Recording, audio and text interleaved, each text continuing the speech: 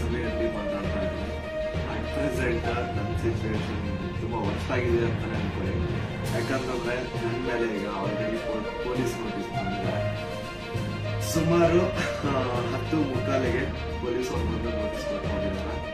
ನನಗೇನ್ ಭಯ ಇಲ್ಲ ಗುರು, ಕಾನೂನು ಪರವಾಗಿ ಬೆಳಗಿನ ರಾತ್ರಿ ಈಗ ಜಸ್ಟ್ ಒಂದು ಫ್ಯೂ ಅವರ್ಸ್ ಬ್ಯಾಕ್ ಬಂದು ಕೊಟ್ಟು ಹೋಗಿದ್ದಾರೆ. ಅಂಡ್ ನನ್ಗೇನ್ ಭಯ ಇಲ್ಲ. ನನ್ನ ಹತ್ರ ಎಲ್ಲಾ ಸಾಕ್ಷಿ ಇದೆ. ನಾನು ಏನ್ ವಿಡಿಯೋ ಮಾಡಿದ್ದೀನಿ, ಯಾವ್ಯಾವ ಕೇಸ್ ಬಗ್ಗೆ ಎಲ್ಲ ಮಾತಾಡಿದ್ದೀನಿ, ಪ್ರತಿಯೊಂದಕ್ಕೂ ನನ್ನ ಹತ್ರ ಸಾಕ್ಷಿ ಇದೆ. ನಾನು ವಿಡಿಯೋದಲ್ಲಂತೂ ಒಂದನ್ನು ಅಷ್ಟು ಕ್ಲಿಯರ್ ಆಗಿ ತೋರ್ಸಕ್ಕಾಗಿಲ್ಲ. ಬಟ್ ಕಾನೂನು ಮುಂದೆ ನಾನು ಪ್ರತಿಯೊಂದನ್ನ ಇಡ್ಲಿಕ್ಕೆ ರೆಡಿ ಆಗಿದ್ದೀನಿ. ನನಗೆ ಕಾನೂನು ಮೇಲೆ ತುಂಬಾ ಗೌರವ ಇದೆ, ತೊಂದರೆ ಇಲ್ಲ ಅದ್ರ ಬಗ್ಗೆ. ಅಂಡ್ ತೊಂದರೆ ಎಲ್ಲ ಆಗ್ತಿದೆ ಅಂತಂದ್ರೆ, ಈಗ ನಾನು ಬೀಯಿಂಗ್ ಎ ಮುಸ್ಲಿಂ ಗಾಯ್ ಈ ಒಂದು ವಿಷಯದ ಬಗ್ಗೆ ಮಾತಾಡಿದ್ರೆ ತಪ್ಪಾಗ್ಬಿಡಿದೆ ಅನ್ನೋ ರೀತಿ ಆ ತರ ಪೋರ್ಟ್ರೇಟ್ ಮಾಡಿದ್ದಾರೆ. ಹಿಂದೂ ದೇವಸ್ಥಾನ ಅವಮಾನ ಮಾಡಿಬಿಟ್ಟೆ, ಹಿಂದೂ ಹುಡುಗಿ ಬಗ್ಗೆ ನಿಜ ಆಗ್ಬೇಕು, ನಿಮ್ ಸಮಾಜದ ಬಿಡು, ಹಿಂದೂ ಮುಸ್ಲಿಂ ಅನ್ನೋದು ಬಿಡು, ಈಗ ನ್ಯಾಯದ ಬಗ್ಗೆ ಮಾತಾಡೋಣ. ಹಿಂದೂ ಹುಡುಗಿ ಆಗಿದ್ರೇನು ಮುಸ್ಲಿಂ ಹುಡುಗಿ ಆಗಿದ್ರೇನು ಅನ್ಯಾಯ ಆಗಿದೆ ತಾನೆ. ಅನ್ಯಾಯದ ವಿರುದ್ಧ ಧ್ವನಿ ಅನ್ನೋದೇ ಧರ್ಮ. ಅಂಡ್ ಅದನ್ನೇ ನಾನು ಪಾಲಿಸ್ತಾ ಬಂದಿರೋದು. ಅಂಡ್ ಏನದು ಟೋಲ್ ಪ್ಯಾಕೆಟ್ಸ್ ಅಲ್ಲೆಲ್ಲ ನೀವು ಹಾಕೊಂಡಿದ್ದೀರಲ್ಲ, ಹಿಂದೂ ವಿರೋಧಿ ಮುಸ್ಲಿಂ ಬರೀ ಹಿಂದೂ ಅಗೇನ್ಸ್ಟ್ ಮಾಡ್ತಿರ್ತಾನೆ ವಿಡಿಯೋಸ್ ಅದಿದ ಅಂತ, ಅವ್ರಿಗೆಲ್ಲ ಒಂದೇ ಮಾತು ಹೇಳ್ತೀನಿ. ಸಮೀರ್ ಎಂ ಡಿ ಅಂತ ನನ್ಗೆ ಇನ್ನೊಂದು ಚಾನಲ್ ಇದೆ, ಅರೌಂಡ್ 270K ಸಬ್ಸ್ಕ್ರೈಬರ್ಸ್ ಇದ್ದಾರೆ. ಅಲ್ಲಿ ನಾಟ್ ಸೋ ನಾರ್ಮಲ್ ಅಂತ ಹೇಳ್ಬಿಟ್ಟು ನಾವು ಸೀರೀಸ್ ಸ್ಟಾರ್ಟ್ ಮಾಡಿದ್ದೆ. ಅದರಲ್ಲಿ ಫಸ್ಟ್ ವಿಡಿಯೋ ನಾನು ಹೋಗಿ ಮಾಡಿದ್ದೆ ತುಮಕೂರಲ್ಲಿರುವಂತಹ ಸಿದ್ದೇಶ್ವರ ಸ್ವಾಮಿ ಬೆಟ್ಟದಲ್ಲಿ. ಅಲ್ಲಿ ಹೋಗಿ ಸಿದ್ದೇಶ್ವರ ಸ್ವಾಮಿ ಮುಂದೆ ಕೈ ಜೋಡಿಸಿದ್ದು ಅದಾದ್ಮೇಲೆ ತುಮಕೂರಲ್ಲಿರುವಂತಹ ಸಿದ್ದೇಶ್ವರ ಬೆಟ್ಟಕ್ಕೆ ಹೋಗಿ ಅಲ್ಲಿರುವಂತಹ ಸಿದ್ದೇಶ್ವರ ಸ್ವಾಮಿ ಕೈ ಜೋಡಿಸಿ ಪ್ರಾರ್ಥನೆ ಮಾಡಿದ್ದು ಅಶ್ವತ್ಥಾಮ ಬಗ್ಗೆ, ಮಹಾಭಾರತದ ಕಥೆಗಳ ಬಗ್ಗೆ ವಿಡಿಯೋ ಮಾಡಿದ್ದು ಬಾರ್ಬರಿಗೂ ಅಶ್ವತ್ಥಾಮದಲ್ಲಿದ್ದಂತಹ ಇನ್ಫೇಮಸ್ ಕ್ಯಾರೆಕ್ಟರ್ ಅವ್ರ ಬಗ್ಗೆನೂ ನಮ್ ಕನ್ನಡಿಗರಿಗೆ ತಿಳಿಸ್ಕೊಟ್ಟಿದ್ದು ಈ ಒಂದು ಮುಸ್ಲಿಂ ವಿಡಿಯೋ. ಸೊ ಇಲ್ಲಿ ಜಾತಿ ಧರ್ಮ ಅನ್ನೋದು ಬೇಡ ಆಯ್ತಾ. ಅಶ್ವತ್ಥಾಮ ಬಗ್ಗೆ ಓದಿದ್ರೆ ಎಲ್ಲ ವಿಡಿಯೋ ನೋಡಿದ್ರೆ ನಾನು ಇಂಥ ಡೀಟೇಲ್ ಬಿಟ್ಟಿಲ್ಲ ಅಂತೇನಿಲ್ಲ ಸರ್. ಎಲ್ಲಾದ್ರೂ ಮಹಾಭಾರತ ಕುರುಕ್ಷೇತ್ರ ಯುದ್ಧದಲ್ಲಿ ಕೌರವರ ಪರವಾಗಿ ಹೋರಾಡಿದರು ದ್ರೋಣಾಚಾರ್ಯನ ಮಗ. ಸೊ ನೋಡಿ, ನಾನು ಹಿಂದೂ ವಿರೋಧಿ ಅಂತ ಖಂಡಿತ ಅಲ್ಲ. ಹಿಂದೂ ವಿರೋಧಿ ಆಗಿದ್ರೆ ಹಿಂದೂ ಹುಡುಗಿ ನ್ಯಾಯದ ಬಗ್ಗೆ ಮಾತಾಡೋಣ ಅಂದ್ರೆ ಅದೇ ನಮ್ಮ ಮಾತು. ಅಲ್ಲಿ ಕೇಸ್ ಡೀಟೇಲ್ಸ್ ಎಲ್ಲ ಈಗ ಗರಿಷ್ಠ ಹೇಳ್ತಾರೆ, ಕೇಸ್ ಆಗಿದೆ ಅದ್ರ ಬಗ್ಗೆ ಏನು ಅಂತ ಗರಿಷ್ಠ ಮಾಡ್ತಾರೆ. ಬಟ್ ಅದಕ್ಕೂ ಮುಂಚೆ ನಾನು ಏನೇನು ಮಾಡ್ತಿದ್ದೆ ಯಾಕಂದ್ರೆ ನಾನು ಅಟ್ ಒನ್ ಪಾಯಿಂಟ್ ನಾನು ಕಂಪ್ಲೀಟ್ ಬ್ರೇಕ್ ಆಗ್ಬಿಟ್ಟಿದ್ದಾರೆ. ಏನು ತಪ್ಪು ಮಾಡ್ಬಿಟ್ಟು ನಿಜ ಕಣ್ಣೀರು ಬರೋದಾಗಿತ್ತು ಅಂತ ಟೈಮಲ್ಲಿ ತಿಮ್ರೋಟಿ ಆಗಿರ್ಲಿ ಅಥವಾ ಸೌಜನ್ಯ ಪರ ಹೋರಾಟಗಾರರು, ಸೌಜನ್ಯ ಶಕ್ತಿ, ಇವರೆಲ್ಲರೂ ನನಗೆ ಸಪೋರ್ಟ್ ಕೊಟ್ಟು ಇವಾಗ ತುಂಬಾ ಧೈರ್ಯ ಕೊಟ್ಟಿದ್ದಾರೆ. ತುಂಬಾ ಸಪೋರ್ಟ್ ಮಾಡಿದ್ದಾರೆ.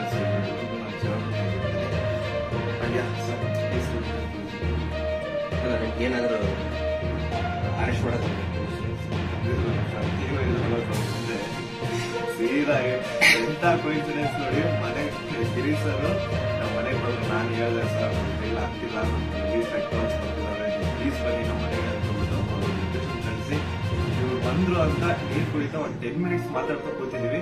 ಆಗ ಅಷ್ಟಲ್ಲೇ ಡೋರ್ ಓಪನ್ ಮಾಡಿದ್ದೆ, ಬ್ಯಾಂಗ್ ಅಂತ ಪೊಲೀಸ್ ಬಂದ ಒಳಗಡೆ ಎಂಟ್ರಿ. ಏನು ಅಂದ್ರೆ ಏನು ಹೇಳ್ತಾನೆ ಇಲ್ಲ, ಎದಕ್ ಬಂದ್ರು ಏನಂತ ಹೇಳ್ತಾನೆ ಇಲ್ಲ. ಆಮೇಲೆ ಗಿರೀಶ್ ಸರ್ ಅವ್ರ ಜೊತೆ ಎಲ್ಲ ಮಾತಾಡಿದ್ರು. ಲೀಗಲ್ ಆಗಿ ಅವ್ರೇನ್ ಮಾತಾಡಿದಾರೆ ಅಂತ ಅವರೇ ಹೇಳ್ತಾರೆ ಕೇಳಿ. ಇವತ್ತು ಏನಾಗ್ತಾ ಇದೆ, ಸಮೀರ್ ಮಾತಾಡ್ಬೇಕಾದ್ರೆ ಯಾರದೇ ಒಬ್ಬರ ಹೆಸರು ತಗೊಂಡು ಮಾತಾಡಲಿಲ್ಲ. ಮಾತಾಡಿದ್ದೆಲ್ಲವನ್ನು ಕೂಡ ಆಧಾರ ಇಟ್ಕೊಂಡೇನೆ ಸಮೀರು ಮಾತಾಡಿದ್ರು. ಅದು ಯಾರ ಬಗ್ಗೆ? ಏನೋ ದೇವರ ಬಗ್ಗೆ ಮಾತಾಡಿದ್ನ ಅಥವಾ ಮಸೀದಿಯ ಬಗ್ಗೆ ವಿವಾದ ಹುಟ್ಟಾಕಿ ದೇವಸ್ಥಾನದ ಬಗ್ಗೆ ವಿವಾದ ಹುಟ್ಟಾಕಿ ಮಾತಾಡಿದ್ನ? ಇಲ್ಲ. ಸೌಜನ್ಯ ಅನ್ನೋದು ನಮ್ಮ ಎಲ್ಲರ ಮನೆ ಮಗಳವರು. ಯಾವ ರೀತಿ ನಿರ್ಭಯ ಮತ್ತು ಈ ಅತ್ಯಾಚಾರದ ಪ್ರಕರಣದಲ್ಲಿ ಒಳಗಾಗ್ತಾನೆ, ಅವರೆಲ್ಲರೂ ಕೂಡ ನಾವು ನಮ್ಮ ಮಗಳಂತ ತಿಳ್ಕೊಳ್ತೇವೆ.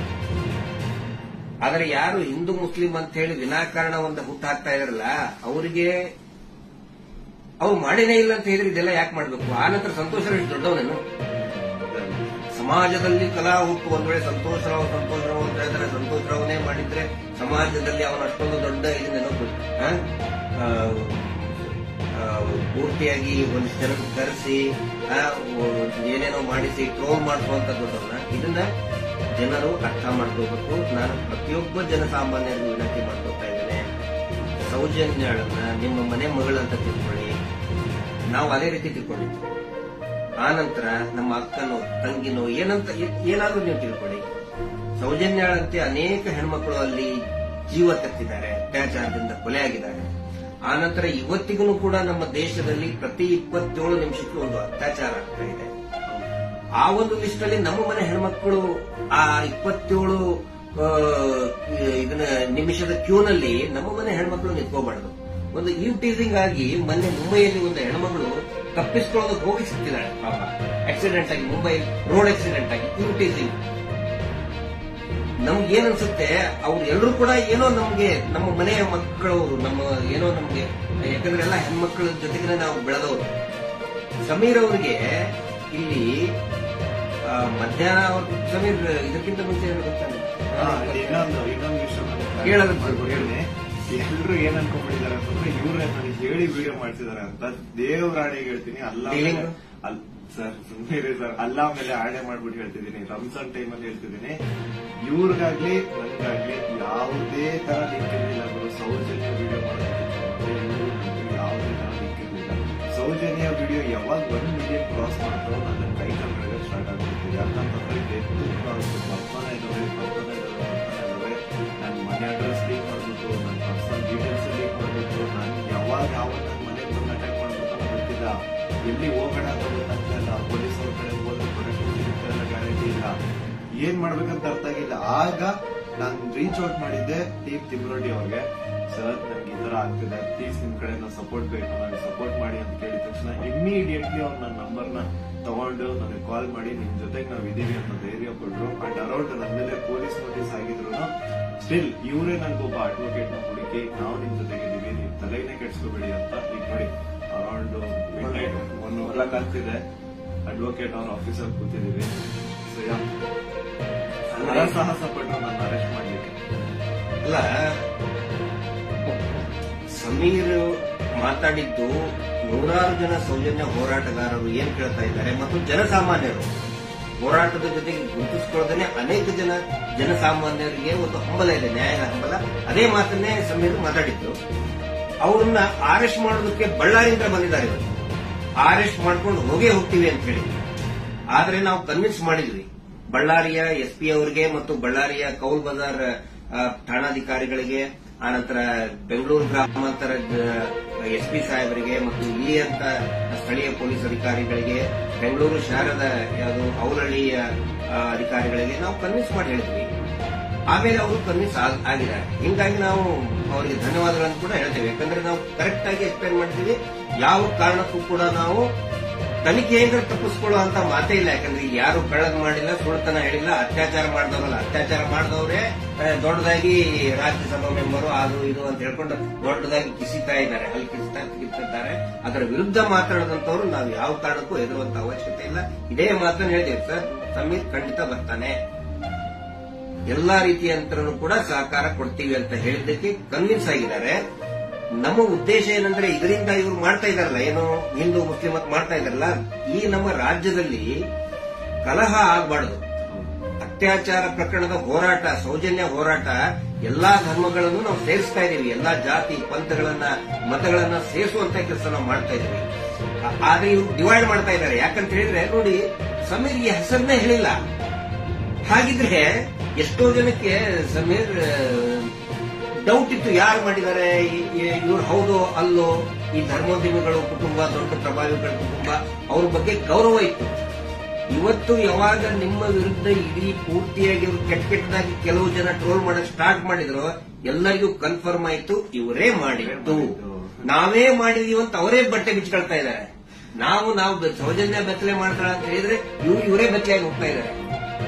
ಇದು ಜನರ ಗಮನದಲ್ಲಿರಲಿ. ನಾನು ಒಂದೇ ಒಂದು ವಿನಂತಿ ಮಾಡ್ಕೊಳ್ತಾ ಇದ್ದೀನಿ, ದಯವಿಟ್ಟು ಯಾರು ಕೂಡ ಏನೋ ಆಗ್ಬಿಡ್ತದೆ ಇವರಿಗೆ ಅಂತ ಹೇಳ್ಕೊಂಡು ಆತಂಕಕ್ಕೊಳಗಾಗಿ ಹಿಂದೂ ಮುಸ್ಲಿಂ ಅಂತ ಡಿವೈಡ್ ಆಗಬೇಡಿ. ಆನಂತರ ಗಲಭೆ ಸೃಷ್ಟಿಯಾಗೋದು, ಇದರಿಂದ ಶಾಂತಿ ಹಾಳಾಗೋದು ಖಂಡಿತ ಬೇಡ. ದಯವಿಟ್ಟು ಈ ರಾಜ್ಯದ ಒಂದು ಶಾಂತಿಯನ್ನು ಕಾಪಾಡಿ. ಎಲ್ಲಾ ಧರ್ಮದಲ್ಲಿಯೂ ಯಾವ ಧರ್ಮದಲ್ಲಿನೂ ಹೇಳಿಲ್ರಿ ಅತ್ಯಾಚಾರ ಮಾಡೋದನ್ನು ಬೆಂಬಲಿಸಿ ಅಂತ ಯಾವ ಧರ್ಮದಲ್ಲಿಯೂ ಹೇಳಿಲ್ಲ, ಯಾವ ದೇವರು ಕೂಡ ಹೇಳಿಲ್ಲ. ಆನಂತರ ಇವರು ದೇವಸ್ಥಾನದ ಬಗ್ಗೆ ಮಾತಾಡಿದ್ದು ದಟ್ ಇಸ್ ದ ಫ್ಯಾಕ್ಟ್. ಅದು ದೇವಸ್ಥಾನದ್ದು ಜೈನ್ ಟೆಂಪಲ್ ಬಗ್ಗೆ ಅಂತ ಏನ್ ಹೇಳ್ತಾರಲ್ಲ, ದಟ್ ಇಸ್ ದ ಫ್ಯಾಕ್ಟ್. ಅದನ್ನ ಸಮೀರ್ ಹೇಳ್ತಾ ಇಲ್ಲ, ಅಥವಾ ನಾವು ಹೇಳ್ತಾ ಇಲ್ಲ, ಮಹೇಶ್ ಶೆಟ್ಟಿ ತಿಮ್ಮರುಡಿ ಅವರು ಬರ್ಕೊಟ್ಟಿದ್ದು ಹೇಳ್ತಾ ಇಲ್ಲ. ಸುಪ್ರೀಂ ಕೋರ್ಟ್ ನಲ್ಲಿ ಇದೇ ಕುಟುಂಬದವರು, ಇದೇ ವೀರೇಂದ್ರ ಜೈನ್ ಕುಟುಂಬದವರು ಸುಪ್ರೀಂ ಕೋರ್ಟ್ ನಲ್ಲಿ ಬರೆದು ಕೊಟ್ಟಿದ್ದಾರೆ, ಅಫಿಡವಿಟ್ ಮೂಲಕ ಬರೆದು ಕೊಟ್ಟಿದ್ದಾರೆ, ಅದು ಹಿಂದೂ ದೇವಸ್ಥಾನ ಅಲ್ಲ ಅಂತ. ಅದಕ್ಕೂ ಕೂಡ ಯಾರು ಇದನ್ನಲ್ಲ. ಆದ್ರೆ ಇವರು ಯಾವಾಗ ಅತ್ಯಾಚಾರ ಪ್ರಕರಣಗಳನ್ನ ನಾವು ಪ್ರಶ್ನೆ ಮಾಡಕ್ ಪ್ರಾರಂಭ ಮಾಡಿದೀವಿ, ಅವಾಗ ಹಿಂದೂ ದೇವಸ್ಥಾನಕ್ಕೆ ಅಪಮಾನ ಮಾಡ್ತಾ ಇದ್ದಾರಲ್ಲ, ಅದು ನಮಗೆ ಬೇಜಾರಾಗ್ತಾ ಇದೆ. ಆ ಒಂದು ಮಂಜುನಾಥ ಸ್ವಾಮಿಯ ದೇವಸ್ಥಾನವನ್ನೇ ಪೂರ್ತಿ ಇದು ದೇವಸ್ಥಾನನೇ ಅಲ್ಲ ಅಂತ ಸುಪ್ರೀಂ ಕೋರ್ಟ್ ನಲ್ಲಿ ಬರೆದಿದ್ದಾರೆ. ಅದಕ್ಕೆ ಸಮಯ ನೀವು ತಲೆ ಕೆಡಿಸ್ಕೋಬೇಡಿ. ಏನೇನು ನೀವು ಮಾತಾಡಿದಿರಿ ಪ್ರತಿಯೊಂದಕ್ಕೂ ಕೂಡ ದಾಖಲೆ ಇದೆ. ಯಾವುದು ಕೂಡ ಊಹಾಪೋಹ ಮಾಡ್ಕೊಂಡಂತದ್ದಲ್ಲ. ನನಗೂ ಕೂಡ ಸಮೀರ ಯಾವ ರೀತಿ ನನ್ನ ಮಹೇಶ್ ಶೆಟ್ಟಿ ತಿಮ್ಮರುಡಿ ಅವರಿಗೆ ಸೌಜನ್ಯ ಪರಿಚಯ ಮಾಡಿದ್ಲು, ಯಾವ ರೀತಿ ಸೌಜನ್ಯ ಕುಟುಂಬಕ್ಕೆ ಪರಿಚಯ ಮಾಡಿದ್ಲು, ಈ ಒಂದು ಹೋರಾಟ ನಮ್ಮೆಲ್ಲರನ್ನು ಕೂಡ ಒಗ್ಗೂಡಿಸ್ತಾ ಇದೆ. ಎಲ್ಲಾ ಧರ್ಮಗಳನ್ನು ಕೂಡ ಒಂದು ಮಾಡ್ತಾ ಇದೆ. ಎಲ್ಲಾ ಧರ್ಮದ ಜನಸಾಮಾನ್ಯರನ್ನ ಒಂದು ಮಾಡ್ತಾ ಇದೆ. ಬಹಳ ಖುಷಿಯಾಗಿದ್ದು ನನಗೆ. ಇಡೀ ರಾಜ್ಯದ ಜನ ಬಹುಶಃ ಈ ಒಂದು ಏನಂತಾರೆ ಅದಕ್ಕೆ ಸುನಾಮಿ ರೀತಿ ಒಳಗೆ. And especially very thanks to all troll pages. ನಮ್ಮನ್ನ ಕೆಟ್ಟಲ್ಲಿ ಟ್ರೋಲ್ ಮಾಡೋರು ಒಂದು 5% ಇರ್ಬೋದಷ್ಟೇ, ಆದ್ರೆ 95% ಎಲ್ಲಾ ಇನ್ಸ್ಟಾಗ್ರಾಮ್ ಅಲ್ಲಿ ಇರುವಂತಹ ಟ್ರೋಲ್ ಪೇಜಸ್ ನಮ್ಮ ಸಪೋರ್ಟ್ ಇದ್ದಾರೆ. ಅವರಿಂದನೇ ಈ ಒಂದು ಕೇಸ್ ಇಷ್ಟೊಂದು ಮುಂದೆ ಜನರ ಮುಂದೆ ಬರ್ತಾ ಇರೋದು. So hats off to you ಎಲ್ಲಾ ಟ್ರೋಲ್ ಪೇಜಸ್ ಅವ್ರಿಗೂ ನನ್ನ ಕಡೆಯಿಂದ ಒಂದು ದೊಡ್ಡ ನಮಸ್ಕಾರ ಅನ್ಕೊಂಡ್ರಿ. ನಿಮ್ಮಿಂದನೇ ಈ ಒಂದು ಕೇಸ್ಗೆ ಇಷ್ಟೊಂದು ಪಬ್ಲಿಕ್ ಅಟೆನ್ಷನ್ ಸಿಕ್ಕಿರೋದು. Thank you so much. And ಎಲ್ಲಾ ಕನ್ನಡ ಈ ಕಮ್ಯುನಿಟಿನ ಯೂಟ್ಯೂಬರ್ಸ್ ಯಾರೆಲ್ಲ ಇದ್ರ ಬಗ್ಗೆ ವಿಡಿಯೋಸ್ ಮಾಡಿದ್ರೆ, ಯಾರೆಲ್ಲ ನನ್ನ ಪರವಾಗಿ ವಿಡಿಯೋಸ್ ಮಾಡಿದ್ರೆ, ನಾನು ಎಲ್ಲರೂ ವಿಡಿಯೋಸ್ ನೋಡಿದ್ದೀನಿ. ತುಂಬಾ ಖುಷಿ ಆಯ್ತು. ಎಲ್ಲರೂ ಇದೇ ತರ ಸಪೋರ್ಟ್ ಮಾಡಿ.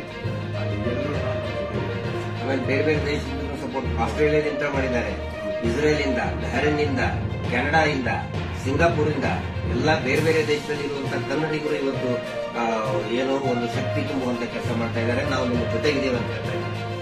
ಅವ್ರೇನು ಬೇರೆ ಬೇರೆ ಕಂಟ್ರಿಯಿಂದ ನನಗೆ ಫಂಡ್ಸ್ ಕೊಡೋದು ಅಂತದಲ್ಲ ಸ್ವಾಮಿ.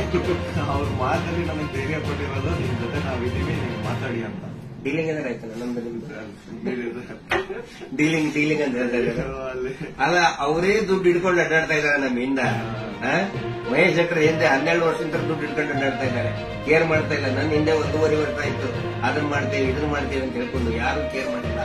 ದಯವಿಟ್ಟು ನೋಡಿ, ನನ್ನನ್ನ ಏನಾದ್ರು ಪೊಲೀಸ್ ಅವ್ರು ಅರೆಸ್ಟ್ ಮಾಡ್ಕೊಂಡು ಹೋಗಿದ್ರೆ ಲಾಯರಿಗೆ ಕೊಡೋ ಫೀಸ್ ಕೊಡೋ ದುಡ್ಡು ಸಹ ನಮ್ಮ ಇಲ್ಲಪ್ಪ. ಯಾರೇ ಸೌಜನ್ಯ ಪರವಾಗಿ ಮಾತಾಡ್ತಾರೆ, ಅವ್ರಿಗೆ ಏನೇ ಆದ್ರೂ ಕೂಡ ಅದು ನಮ್ಮ ಜವಾಬ್ದಾರಿ. ಮಹೇಶ್ ಶೆಟ್ಟಿ ತಿಮ್ಮರುಡಿ ಅವರಿಗೆ ಗೊತ್ತು, ಬಹುಶಃ ಇನ್ನೋರು ಬಂದಿರಲಿಕ್ಕಿಲ್ಲ. ನಾವು ಎಲ್ಲರನ್ನೂ ಮನಸ್ಸು ಬರ್ಬೋದು, ನಮ್ಮ ಜವಾಬ್ದಾರಿ.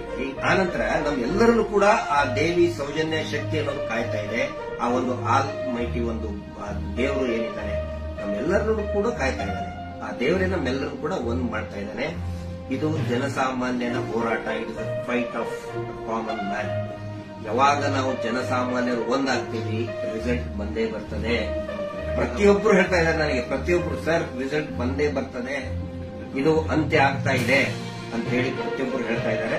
ಮಂಜುನಾಥ ಸ್ವಾಮಿ ಬಿಟ್ಟಿದ್ದಾರೆ, ಆರೋಪಿ ಯಾರು ಅಂತ ಅವರು ಹಾಕ್ತಾರೆ, ಅವರೇ ಎಲ್ಲ ತುಂಬಿರ್ತಾರೆ. ಮುಂದೆ ಸ್ವಲ್ಪ ತಾಳ್ಮೆ ಆಗ್ಬೇಕಷ್ಟೇ, ಅದು ಅದರ ರೂಪ ಪಡ್ಕೊಳ್ತದೆ. ಆನಂತರ ಇಲ್ಲಿ ಸಮೀರ್ ಅವ್ರ ಜೊತೆಗೆ ಅವರ ತಾಯಿ ಮತ್ತು ಅವರ ಅಕ್ಕ, ನೋಡಿ ನನ್ನ ತಾಯಿಗೂ ಕೂಡ ನನ್ನ ಬಗ್ಗೆ ಒಂದು ಎಷ್ಟೋ ಕಾಳಜಿ ಇರ್ತದೆ. ಅವರು ಏನಾದ್ರು ಆದ್ರೆ ಫೋನ್ ಮಾಡಿ ಹೇಳ್ತಾ ಇರ್ತಾರೆ ನನ್ನ ತಾಯಿ. ನಾನಿವತ್ತು ಅವ್ರ ಮನೆಗೆ ನೋಡಿದ್ದು, ಪಾಪ ಅವರ ಅಕ್ಕ ಎಷ್ಟು ಭಯಾನಕ ಒಂದು ಇದರಲ್ಲಿದ್ದಾರೆ ಅಂತ ಹೇಳಿದ್ರೆ, ಅವ್ರ ತಾಯಿ ಅಳ್ತಾ ಇದ್ದಾರೆ. ನನ್ನ ಮಗ ಏನ್ ತಪ್ಪು ಮಾಡಿದ ಸರ್, ಒಂದು ಮಗುಗೆ ನ್ಯಾಯ ಕೇಳಿದ ನನ್ನ ಮಗ, ಹಿಂಗಾಗಿ ನಮ್ಮನ್ನ ಏನೇನೋ ಕೆಟ್ಟದಾಗಿ ಬೈತಾ ಇದ್ದಾರೆ, ಏನ್ ತಪ್ಪು ಮಾಡಿದ ಅಂತ ಒಬ್ಬ ತಾಯಿ ಕೇಳ್ತಾ ಇದ್ದಾರೆ. ಅದಕ್ಕೆ ನಾನು ಅವ್ರಿಗೆ ಎಕ್ಸಾಂಪಲ್, ನನ್ನ ಪೊಲೀಸರು ಆ 24 ವರ್ಷದ ಹಿಂದೆ ಅರೆಸ್ಟ್ ಮಾಡಿಕೊಂಡು ನನ್ನ ಮನೆಗೆ ಬಂದಾಗಿ ಉದಾಹರಣೆ ಕೊಟ್ಟೆ. ಅವಾಗ ಸಾವಿರಾರು ಲಕ್ಷಾಂತರ ಜನ ನಮಗೆ ಬೆಂಬಲ ನಿಂತ್ಕೊಂಡು, ಯಾವಾಗ ಜನಸಾಮಾನ್ಯರ ಬೆಂಬಲ ನಿಂತ್ಕೊಳ್ತಾರೆ ನಾವು ಇರುವಂತ ಅವಶ್ಯಕತೆ ಇಲ್ಲ. ಯಾವಾಗಾದ್ರೂ ಬರ್ತದೆ. ನಾವು ಇರುವಾಗ 4 ಜನ ಮೆಚ್ಚುವಂತ ಕೆಲಸ ಮಾಡಬೇಕು, ನ್ಯಾಯದ ಪರವಾಗಿರಬೇಕು. ಅದೇ ಈ ಹೋರಾಟ. ಹೀಗಾಗಿ ದಯವಿಟ್ಟು ಒಂದೇ ಒಂದು ಹೇಳೋದು, ಶಾಂತಿಯನ್ನ ಕದಬೇಡಿ, ಡಿವೈಡ್ ಆಗಬೇಡಿ, ವಿಭಾಗ ಆಗಬೇಡಿ. ತುಂಡು ತುಂಡಾಗಬೇಡಿ. ಇವರಿಂದ ಇಡೀ ರಾಜ್ಯನೇ ತುಂಡು ತುಂಡಾಗ್ತಾ ಇದೆ. ಇವ್ರು ಮಾಡುವಂತ ಮೀಟರ್ ಬಡ್ಡಿ ದಂಧೆಯಿಂದ ಇಡೀ ಊರೇ ತುಂಡು